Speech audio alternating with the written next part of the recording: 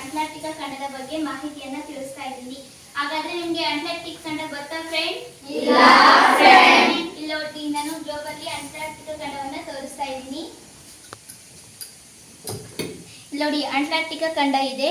ಈ ಖಂಡವು ಯಾವುದೇ ದೇಶಗಳನ್ನು ಒಳಗೊಂಡಿಲ್ಲ.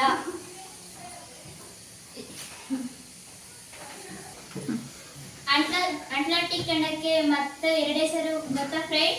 ಇಲ್ಲ ಫ್ರೆಂಡ್. ಅಂಟಾರ್ಟಿಕಾ, ಶ್ವೇತ, ಶೀತಳ.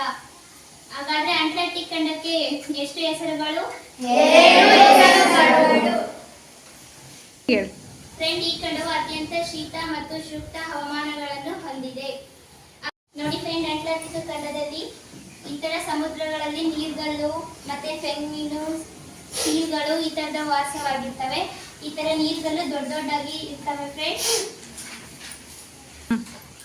ಅಂಟಾರ್ಟಿಕ್ ಖಂಡದ 98% ಭಾಗದಷ್ಟು ಹಿಮವೃತವಾಗಿದೆ ಫ್ರೆಂಡ್. ಹಾಗಾದ್ರೆ ಅಂಟಾರ್ಟಿಕ್ ಖಂಡ ಶೇಕಡ ಎಷ್ಟು ಭಾಗದಷ್ಟು ಹಿಮವೃತವಾಗಿದೆ ಫ್ರೆಂಡ್ಸ್? 98%.